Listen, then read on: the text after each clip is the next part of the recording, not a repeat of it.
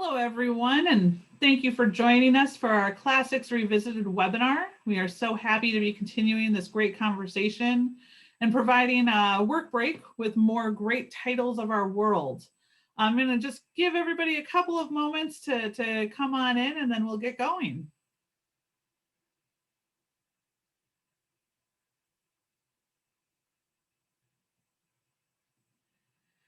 As people come on in, we will be listening to Professor Michael Segru's reflections on the sorrows of young Werther by Goethe.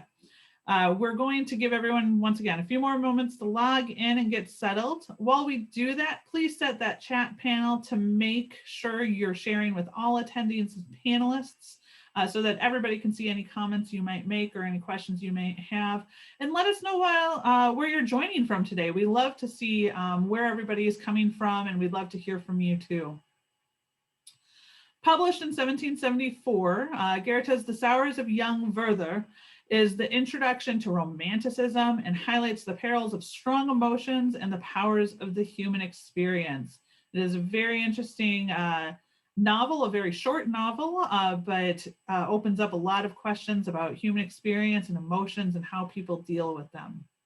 We are looking at today's webinar as a give and take discussion about the sorrows of young Werther, and would love to hear all of the questions that Dr. Segru's lecture may inspire. Today, I have the great pleasure to again welcome back Dr. Michael Segru to our ongoing webinar series, Classics Revisited. Dr. Segru is a graduate of the Great Books Program. He earned his BA in History from the University of Chicago and his MA, Masters of Philosophy, and PhD in History from Columbia University. Professor Segru has taught at prestigious universities such as Princeton, Columbia, Johns Hopkins, and many more. My name is Christy. I'm the Global Marketing Specialist here at Bibliotheca, and always happy to be having this conversation with Michael Segru. And behind the scenes on the chat panel today, we have Marie Thorold helping make sure everything runs smoothly. We will be sharing the chat log with all attendees, so make sure you switch that setting to all attendees and panelists so that people can see your comments. If you do have specific questions for the professor, please use the Q&A panel. This will help us filter out who wants to ask the questions. The like button helps float the most popular questions to the top, so please use that feature if you see a similar question or something you just want answered, and we'll work from there. Once again, we are looking forward to today's webinar as a give and take discussion, and would love to hear all of the questions that the lecture may inspire. Now, moving forward, I'm going to hand things over to Michael. So everybody is aware, we did record his reflections in advance, but Dr. Segru will join us at the end to take questions. Enjoy the lecture.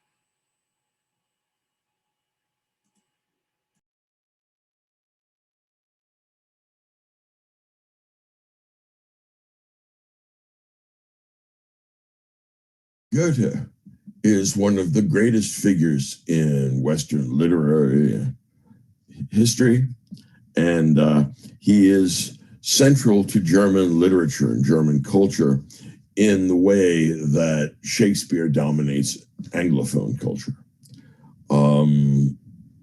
He is undisputedly the master, and it's not surprising.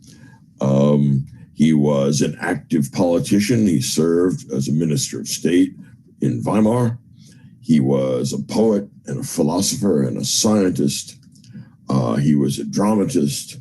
He wrote one of the great canonical autobiographies. Everything he wrote seems turned to gold. His Gesammelte Werke, his collected works, amounts to 144 volumes in German. And to say he had a long and productive life really understates how extraordinary his contributions were. For me, one of the most accessible and one of the most memorable of Goethe's works is his early novel of romantic love. And it's a Sturm und Drang novel, which means storm and stress. He's going to show the human psyche under the greatest possible pressures and stresses. And the idea is that these extreme conditions will reveal to us something important about the human condition. Now, apparently we know this was written when Goethe was 23 over the course of 2 months. And it appears to have been prompted by being jilted in love, disappointed in love. If that's the case, he made the best possible use of those 2 months. The novel he produced was immediately acclaimed a classic of European literature, was translated into numerous languages, and went through publication after publication after publication. And the novel, The Sorrows of Young Werther, deserved its acclaim and its instant success. And it is a great example of the power of human passions.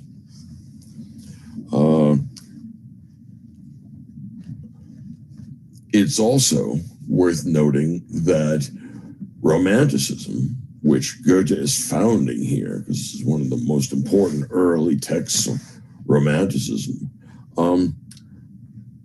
is looking for a way to render immanent in this worldly the tradition of religious experience, particularly of conversion experience, that goes back to the early days of Christianity. Now, Goethe writes the novel, and this is a stroke of genius, in epistolary form. And that means that it's actually a series of letters from Werther, the hero or anti-hero of the novel, to his friend. And his friend only comes in to narrate at the very end, so we find out his fate. But the only voice we hear in this novel is that of Werther. And that captures beautifully the isolation and also the inability to listen to or hear other people.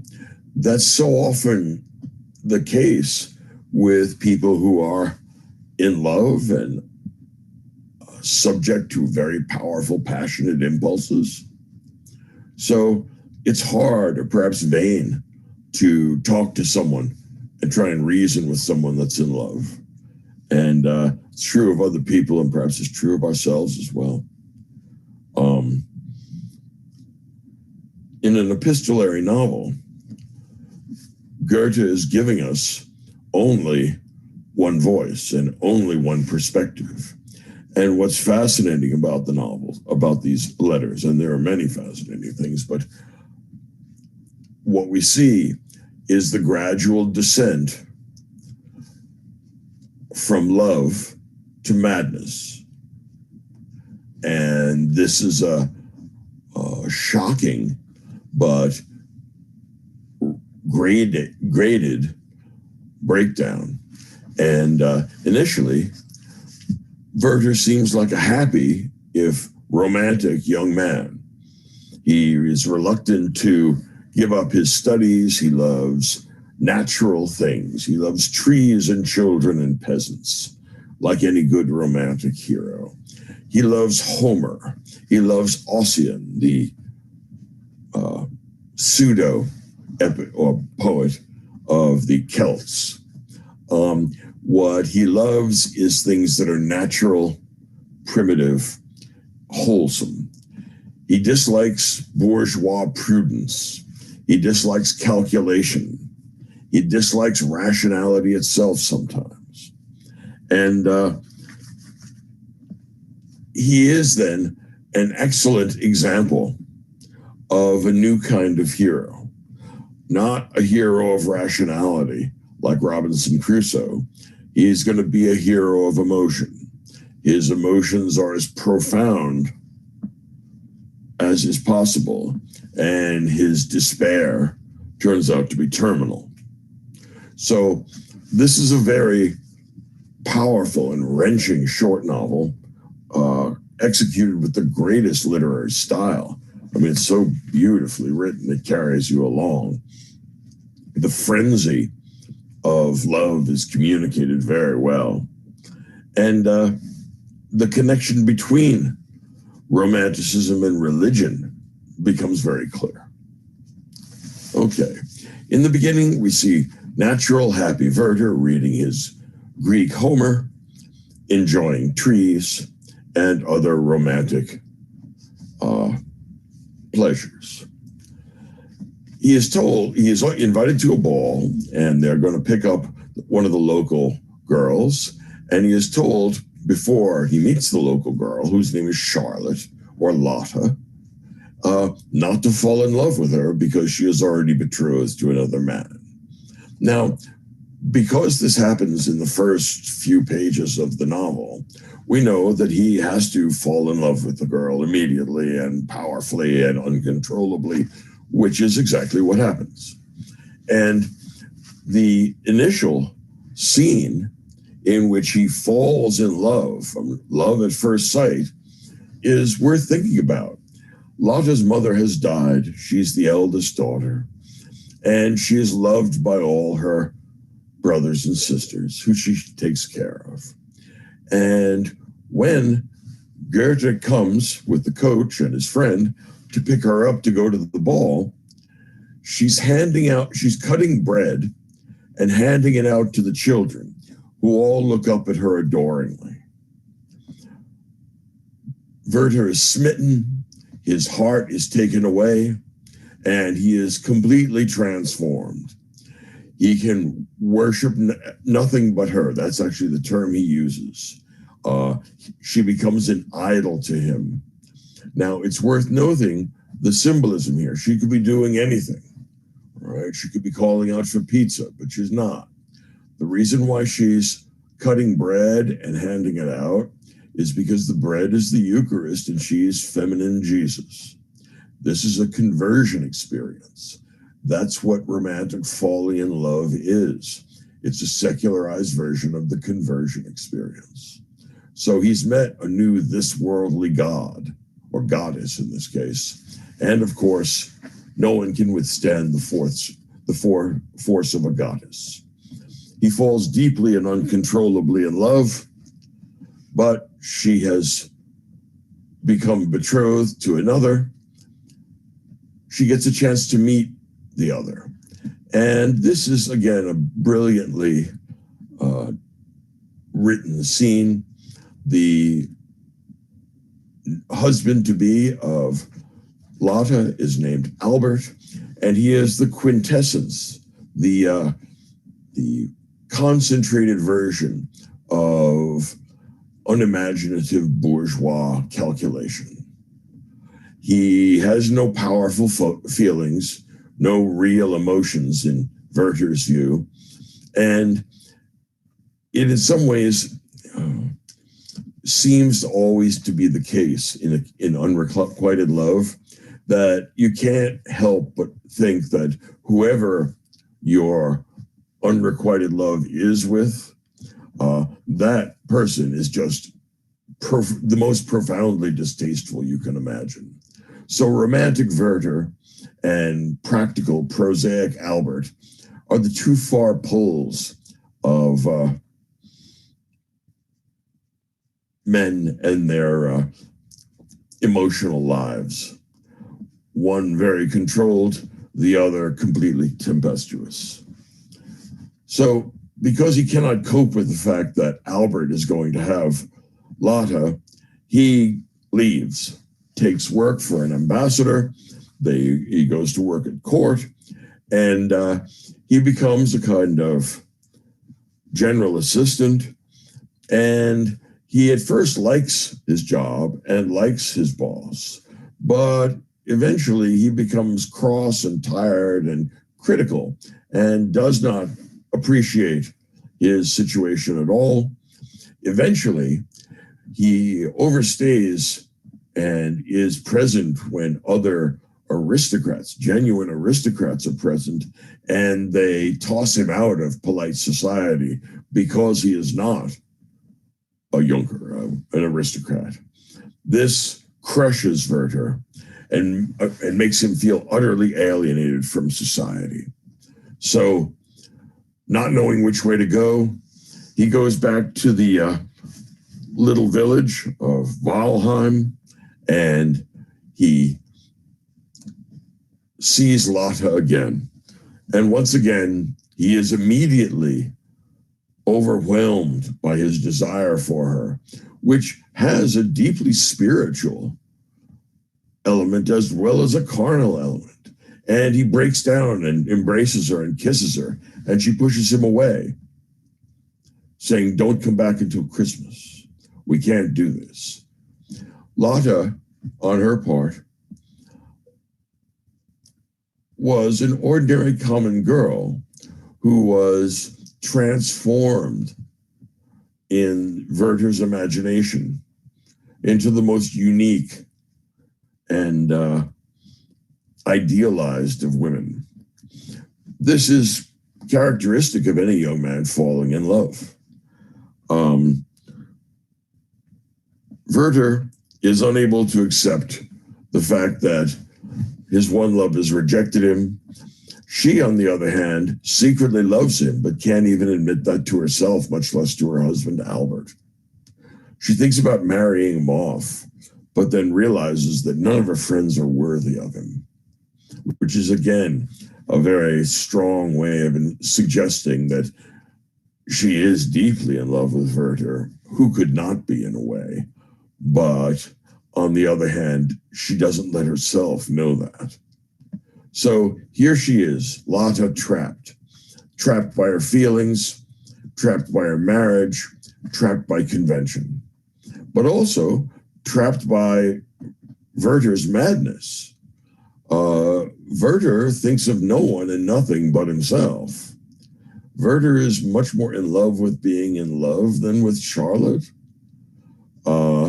Imagine for a second if Albert had never existed and he had been able to woo his beloved and he married Lotte.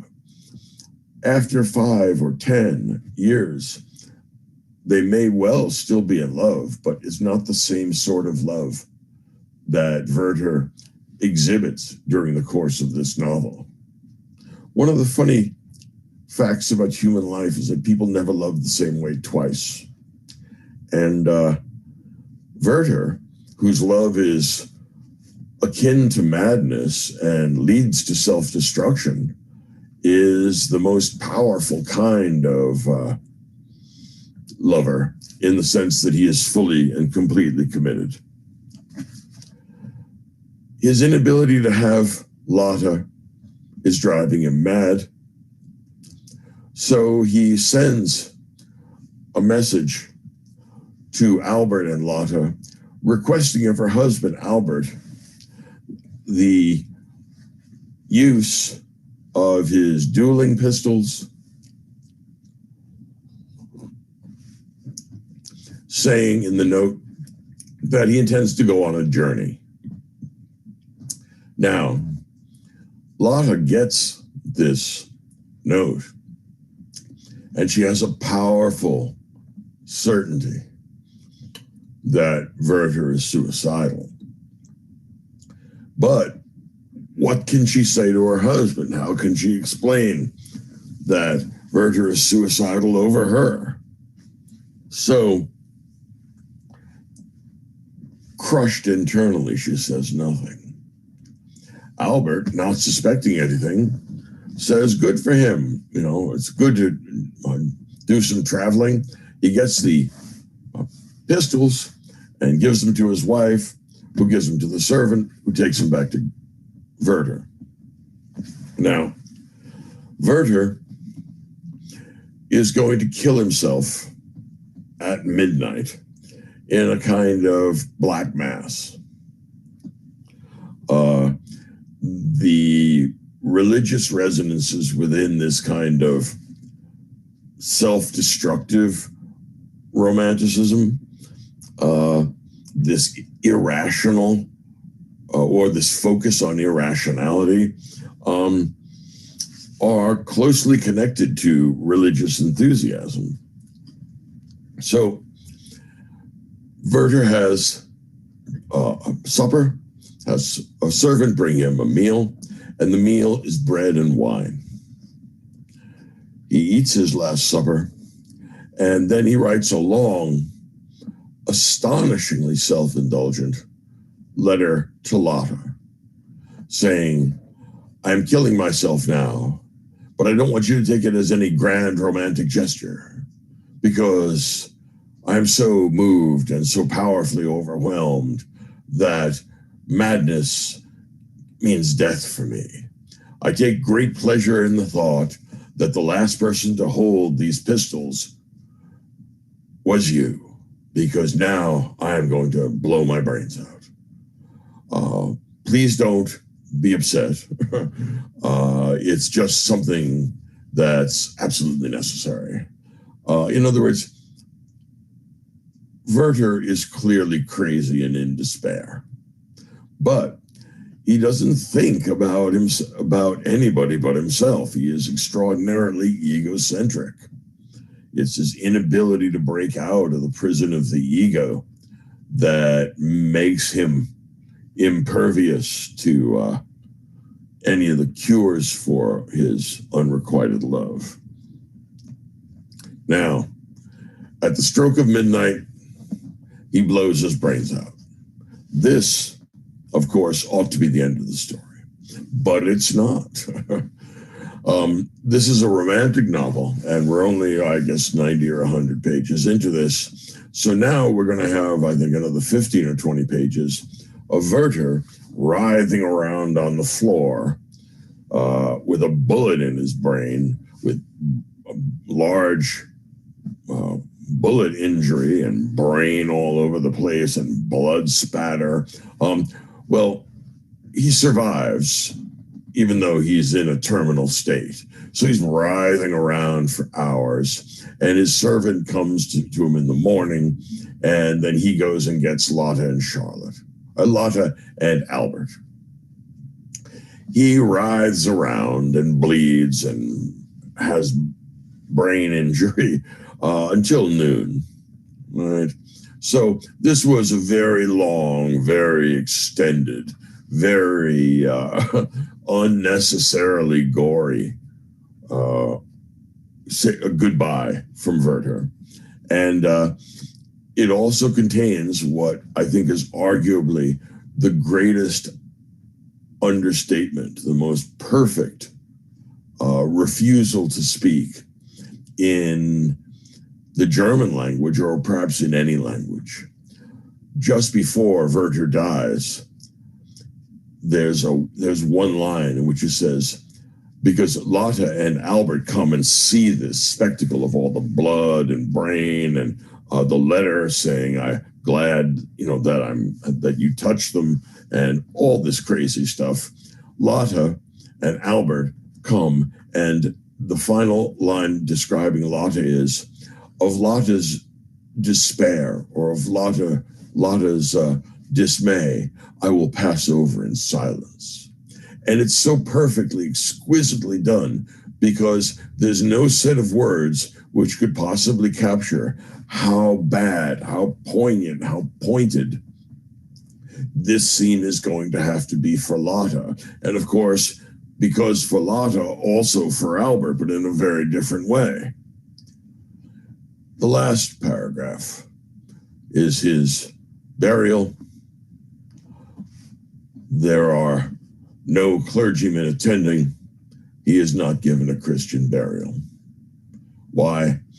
Because Werther worshipped himself, and that's the reason why he was so taken in his conversion experience by falling in love with Lotte.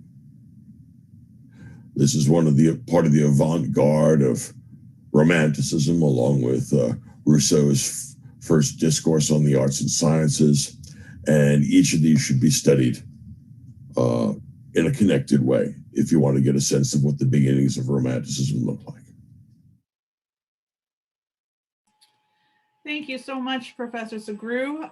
If you could turn your camera on and join us now, that would be amazing. Wonderful. Hello, sir. How are you today? I'm doing very well, thank you. And yourself? I'm doing well. I'm doing well. You know, I always feel a little bit guilty because we get about 15, 20 minutes prior to, and especially if I've recently read the book, I get my own one-to-one time with you to touch base on this. And one of the conversations we actually just had to get us started with the Q&A, as people can update their questions in our Q&A panel, is our conversation that we just had about the dangers of internalizing that emotion and how exponentially greater that can come. Now, that's something that we obviously see in the Romanticism movement, of just heightened emotions, heightened passions and everything like that. But can you elaborate a little bit more on that take from Goethe, as well as just how that caused young Werther to go insane? Well, in some ways, our testing of reality is necessarily mediated by other people. In other words, the way we find out if we're hallucinating or seeing a mirage is asking other people if they see it. And it is really handy to have a rough general consistency between the things you're experiencing and the things the rest of the world is experiencing. It doesn't have to be 100% overlap. We all have our individual moments, I guess, of awe or perhaps unique takes on the world.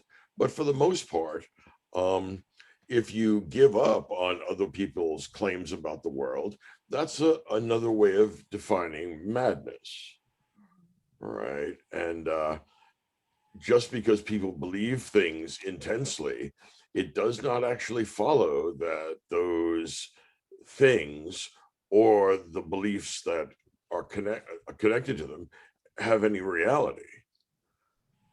So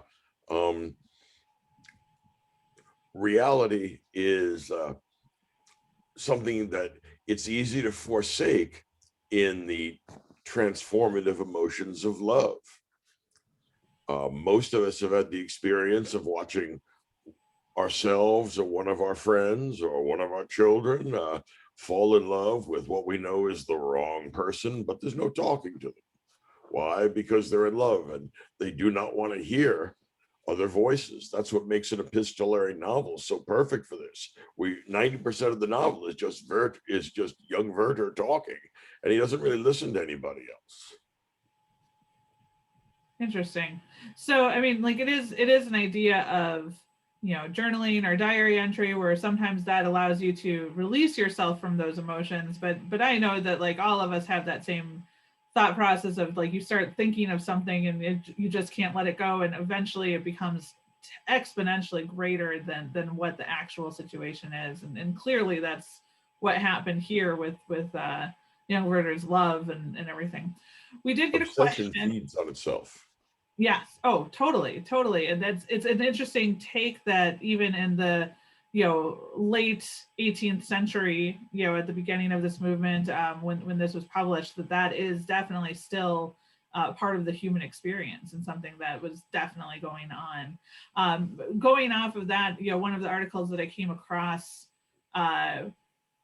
while I was researching this book and preparing for this webinar is that, you know, young Werther is no doubt one of the novels that inspired the Romanticism movement. It's at the very, you know, beginning cusp of that. We hadn't really seen it in drama yet. It was there at the beginning. I came across an article, however, that also compares it to, and this is a quote from the article, providing vocabulary for adolescent turmoil that has stayed with us today. And they reflected that there would be no Catcher in the Rye, for example, or no Rebel Without a Cause without this story. Do you think this is true, or do you think that adolescent emotions are more what helped showcase the raw and heightened emotions of the Romanticism movement, and that movement became known for? So they're so therefore these books, stories, everything in our time period in the 20th century, 21st century are more inspired by the movement itself than by the particular vocabulary used in That's a great sorrows. question. I mean, that's a really I try. thoughtful, big question. Let me take a crack at it. I think that Western culture since World War I has been Romanticism Part 2. In other words, I think what we've seen is the same sort of distrust of reason, Mhm. which is magnified by our dependence on science. There's also a definite fear of it. And there's an emphasis on the ironic, the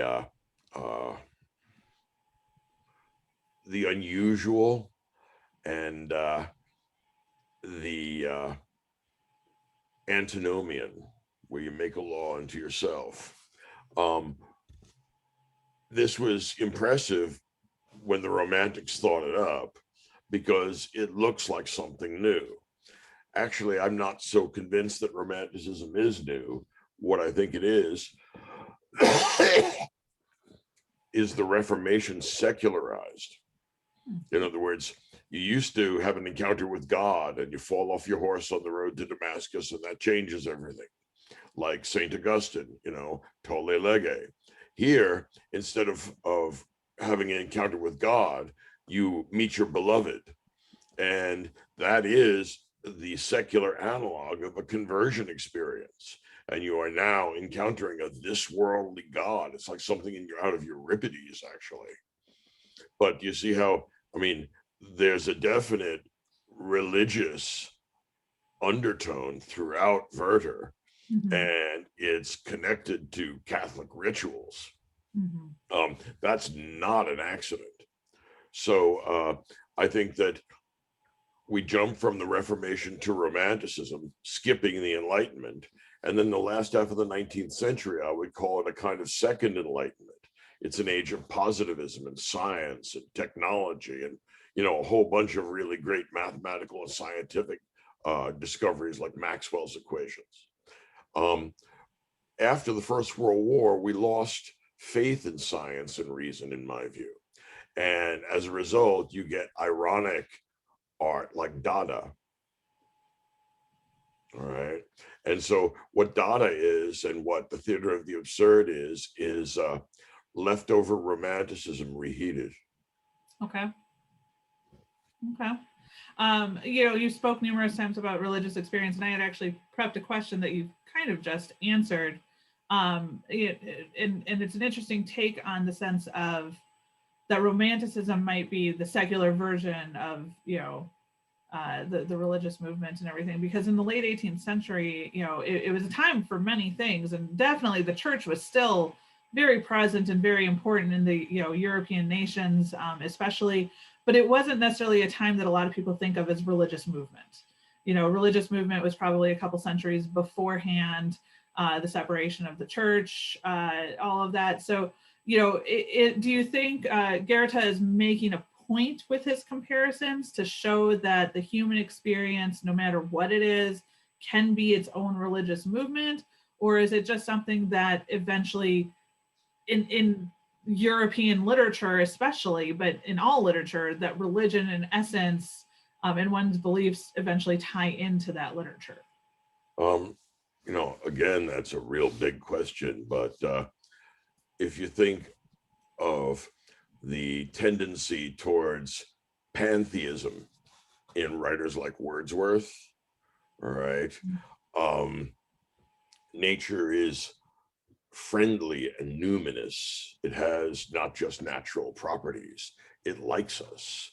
On the other hand, when nature doesn't like us, what you get is the last great achievement of American Romanticism, Moby Dick. Mm-hmm.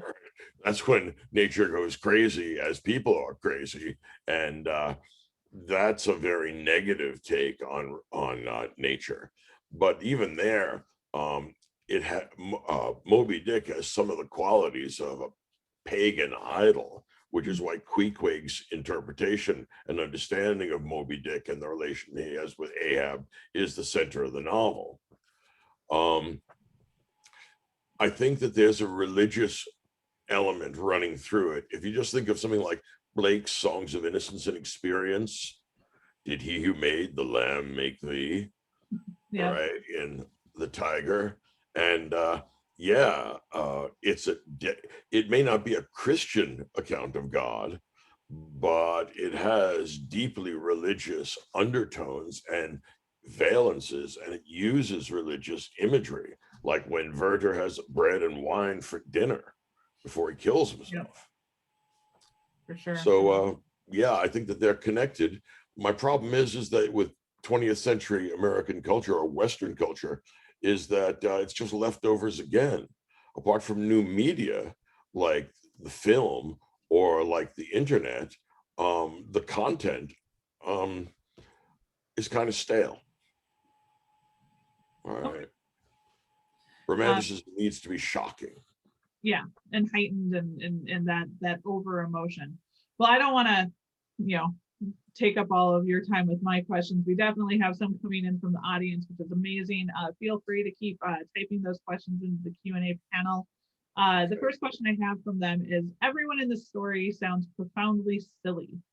Are we meant to empathize with any of these characters? What does Goethe do to make readers interested in their fates? Okay, of course they're silly. What do you expect from people driven by passions they neither control nor acknowledge?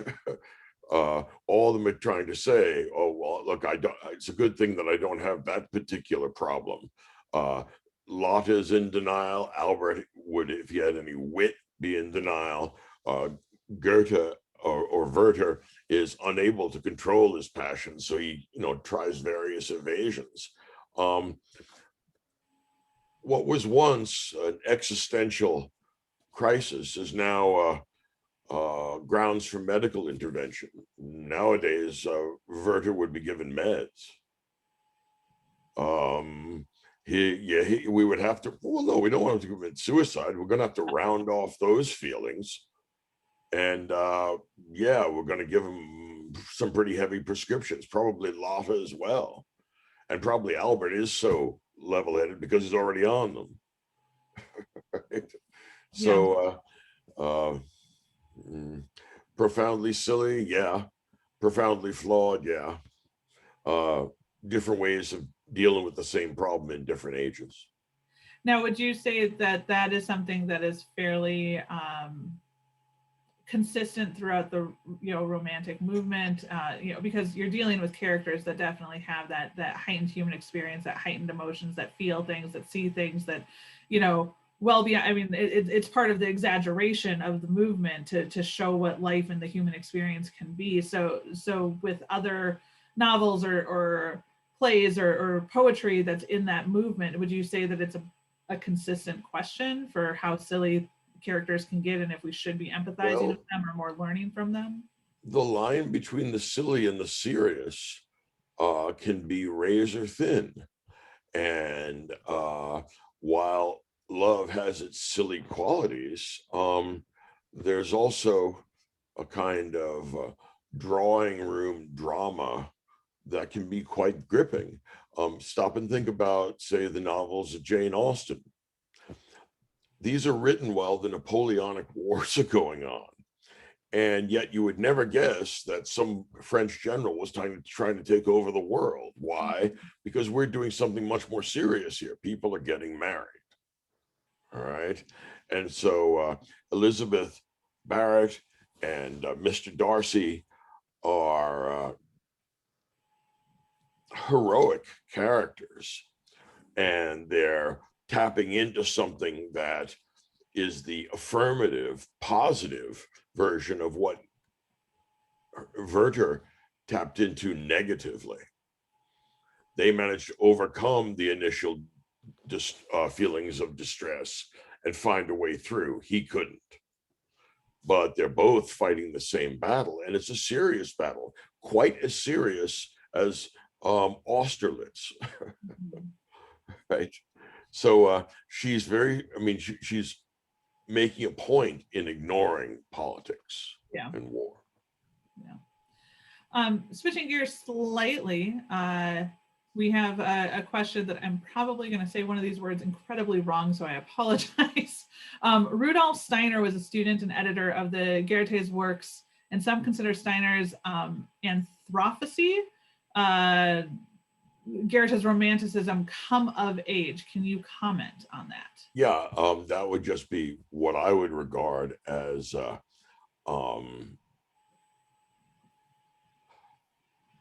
secondhand romanticism. Okay. Right. All those mystical, glow in the dark, woo kind of stuff that we get with Theosophy and Madame Blavatsky and all the rest of that jazz, is a kind of minor current in the late 19th century, when we had what I would call the Second Enlightenment, a new kind of scientism. And it's very easy to meld that into the kind of retread romanticism that is post-World War I to the present Western culture. Okay. We have a couple of questions about Gerta himself. One starting with actually a question that came in from the registration, which for those of you listening, if you do register, feel free to type in questions that you have initially coming in. And I do my best to get those answered as well. But did Goethe have any impact upon the later existentialists or an influential figure like Nietzsche as regards the perils of their advocating strong emotions? Yeah. Nietzsche had the highest respect for Goethe, understandably so. He's the greatest. He placed him in the same class as Beethoven, which is a very fair comparison. Mm-hmm. Did Goethe have an influence on existentialism? Well, it had an influence on anyone who was raised in the German-speaking world. So if you're Austrian or German and you move towards existentialism, I guess somebody like Heidegger would come to mind. There has to be some influence. I couldn't actually spell it out. I'd have to look and think about it for a while. But in the same way that nobody who writes English, whether they realize it or not, fails to be influenced by Shakespeare. All right. You may try, but he's ubiquitous. I mean, he invents new words that are part of our language. I mean, you just can't get around the guy. There are so many images and so many characters which have become part of our mythos that the same is certainly going to be true for Goethe and the German-speaking world.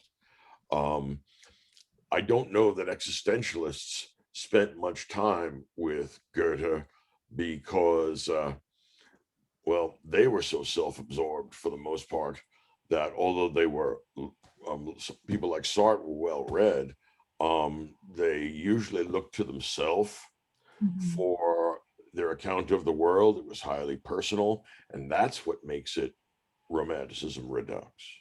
Okay. Continuing along the lines with focusing on Gerta for a moment here is, I do have a question from one of our listeners of what is your favorite biography of Gerta? Do you have a favorite in your research? There's only one answer to that. Poetry and Truth from My Own Life. The best biography of him is his autobiography. Okay.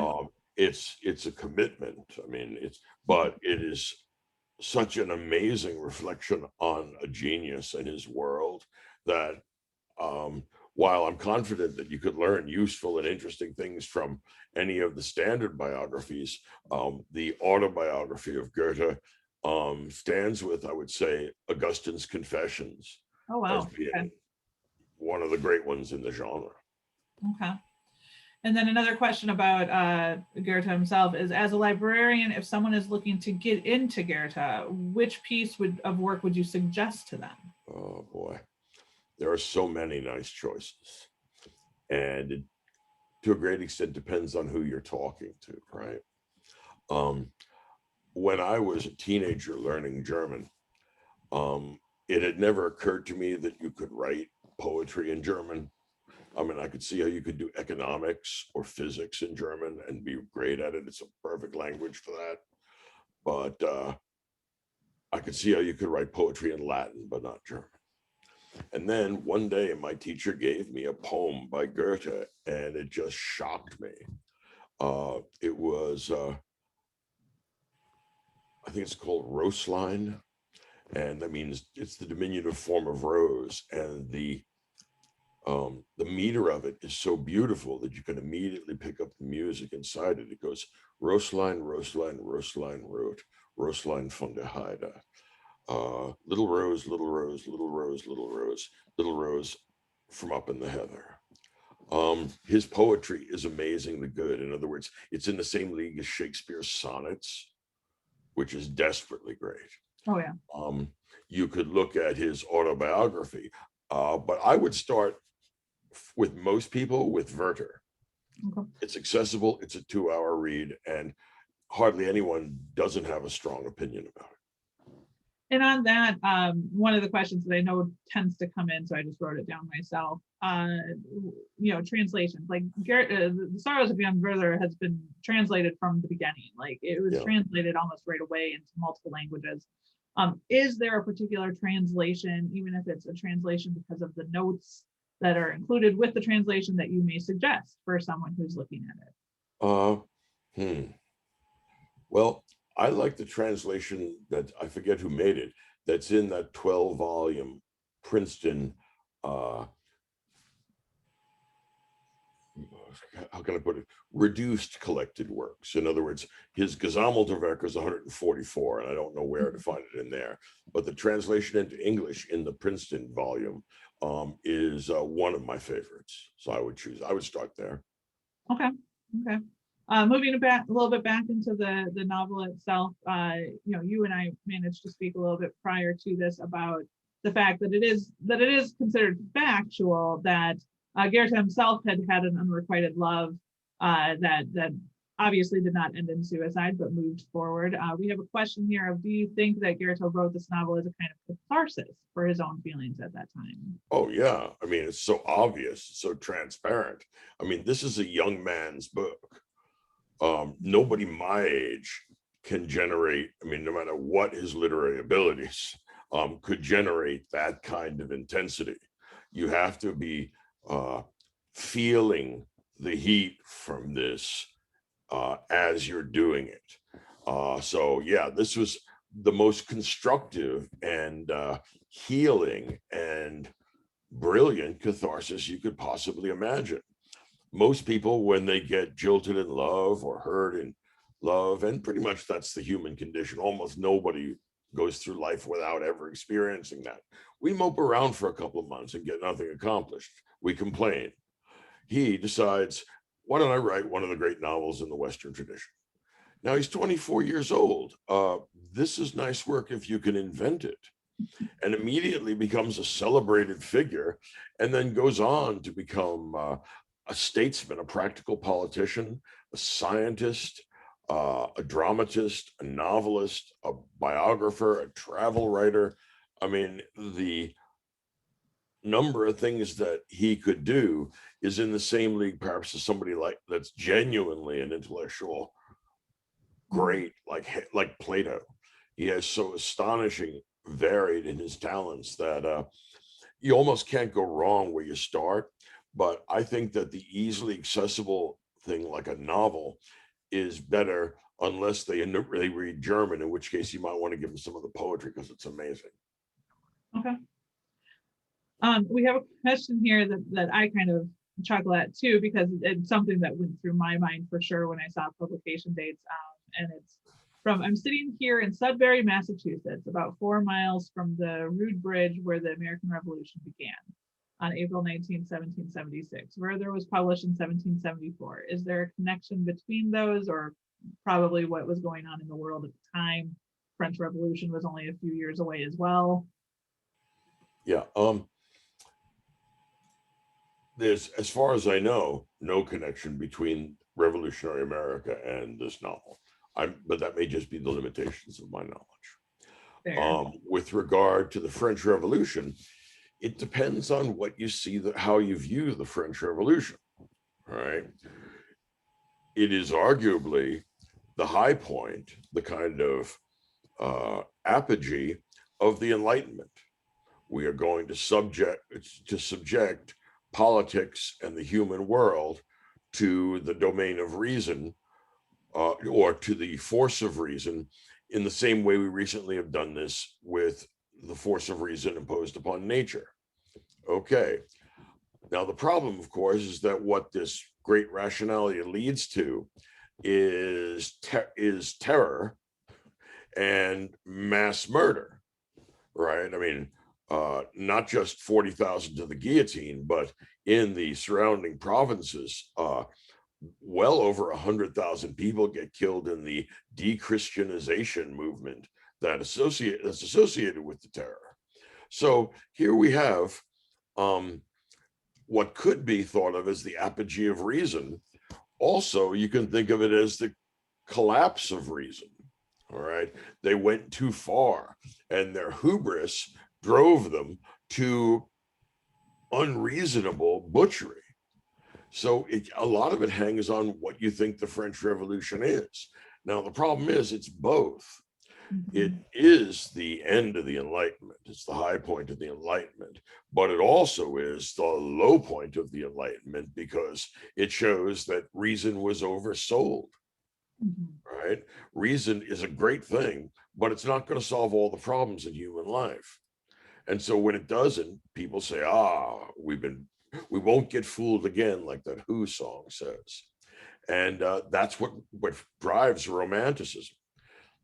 They see the French Revolution as being the outcome of people being too reasonable. Okay. Let's get a romantic political writer like Burke.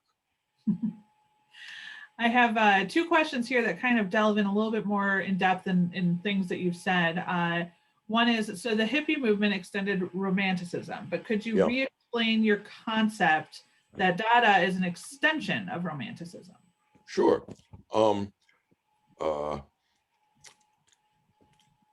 Dada is the inverse of what was going on in Western philosophy. In philosophy, we were getting things like the Vienna Circle, which raised logic and science to the status of final answers, and it sort of deified reason. And since it was interested in clarity, they made claims that they clearly couldn't justify. Dada went the opposite way. They said, we reject all of reason. Reason brought us World War I. Reason will reinstate the evils that drove society to this level. Nothing makes sense. All the old attempts to form a coherent world have led to mechanized destruction in the form of machine guns. So we're going to embrace the ironic, the incoherent, the absurd. And so much of literature has gone the same way, the theater of the absurd in particular, or existentialist novels where the hero has to do something because he's so forlorn and isolated and alone, and there's no guidance. So he does what he chooses to do and revels in his individuality. Can you see how so much of this is derived from things like Werther? Or if you think of The Red and the Black by Stendhal. Okay. And then another asking for a little bit more reflections on some of the religious comparisons you made. The comment is, true faith conversion may start with exuberant passion, but if it is a true faith, it settles into an other-centered, God-centered, sacrificial lifestyle. Yes. I feel like you're comparing young passion to a conversion experience falls short when it's unrequited and cannot mature into true love, where one puts the needs of the other first. Does Gerta show the contrast of selfish, blind passion and true other-centered sacrificial love, or does Gerta not believe that is possible? It's a very complicated question. Certainly, the kind of love that Werther is capable of producing is defective because he lives in a wilderness of mirrors.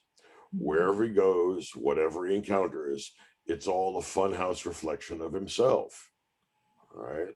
So, in some ways, his romanticism has left him defective in the ability to impose a kind of network of reason over his inchoate feelings.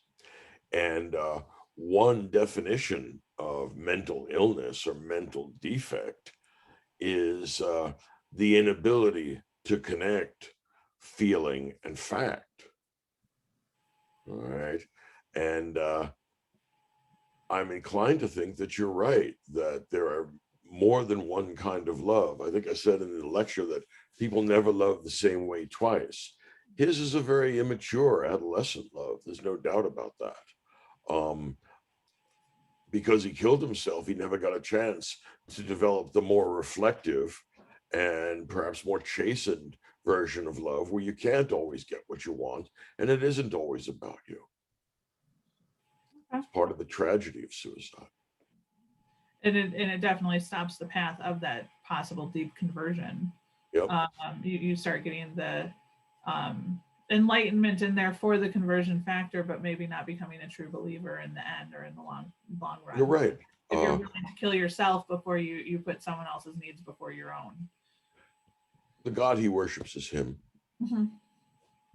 For sure. And final question that we have from the audience is, can you comment on Goethe's less known scientific work, for example, in the area of light, where he disputed Newton's and came up with his own theory of light?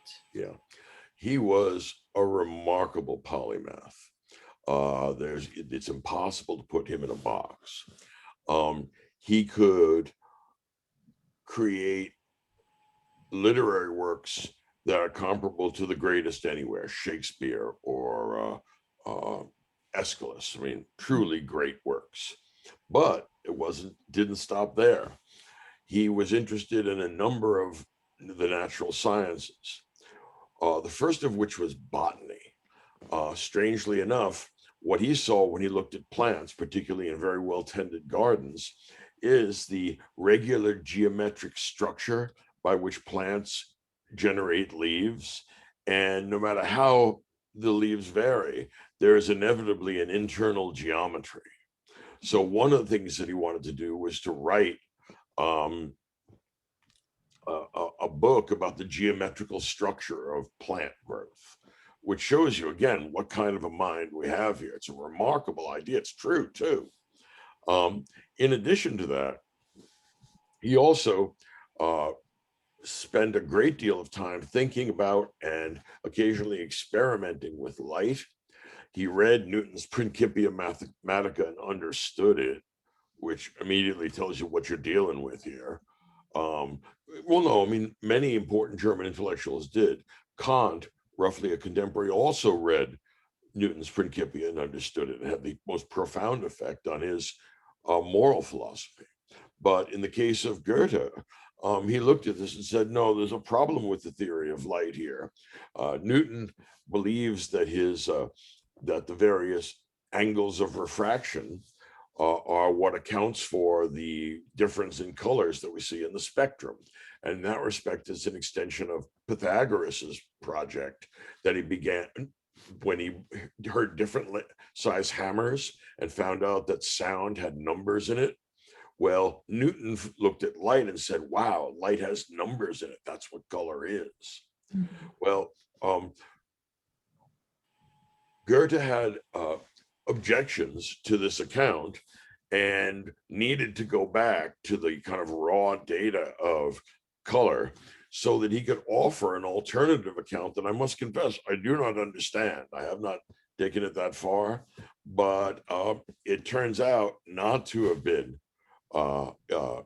effective for the science of light. And as far as I know, the great line that he gives is the last line he gives us on his deathbed, which says to his attendant, more light, and then dies. Well, Gerta sounds like a very almost a Renaissance man of himself, in the sense of what he wrote about, what he was able to write about. And I appreciate you taking the time to chat with us about not only the Sarazovia and Werther, but also Goethe himself. It's been very, very interesting. So thank you so much for this great conversation. Well, thank you. We do have, for those of you still listening, we do have another work break coming up on April 6th with the Pulitzer Prize winning, March 16th. I'm switching it up. We have two work breaks coming up, one with the professor, one with another author. March 16th at 11 a.m. with Pulitzer Prize winning author Jumpa Lahiri, I believe is how you pronounce her name. Our VP of Cloud Library Collection Development, Heather McCormick, will be having a conversation with her and opening up to live Q&A throughout the hour. If you are still enjoying our Classics Revisited series, we do have 4 more coming up in this first half of the year with Professor Segru. We will be continuing the series with our next webinar being on April 6th. That will be Robinson Crusoe. Titles we will be featuring in the first half of 2021 also include A Clockwork Orange, Brave New World, Robinson Crusoe, and a couple more. Please keep an eye on our website for dates and times of our upcoming webinars. All of our Classics Revisited series are available on YouTube. This allows you to share the webinars with with other staff, as well as any patrons that may be requesting information about Gerta or Orwell or any of the other authors that we have been very lucky to talk to the professor about. If the dates and times don't work for you, you can always check out our YouTube channel, or dates and times don't work for you for any of our other webinars, please visit our website and you can see the on-demand viewing. Just go to bibliotheca.com/events for more information about all of our webinars. And finally, as we finish today, and as you log out, thank you again for taking this work break with us. There will be a quick survey that pops up. It should take only about a minute to fill out. But if you're enjoying these breaks, or if you have suggestions of future books that we could possibly integrate into our series, we love to hear from you. We love to hear all of those comments as well. This was kind of a risk that we took back in October, and we've just loved the response and the feedback and the ability to have these conversations with the professor, as well as with all of you guys. It's some great questions that come through, and just nice to chat about books. And with that, from everyone at Bibliotheca, thank you so much for joining us today. And thank you, Michael, again for leading today's discussion. Have a great day, everyone. Thank you.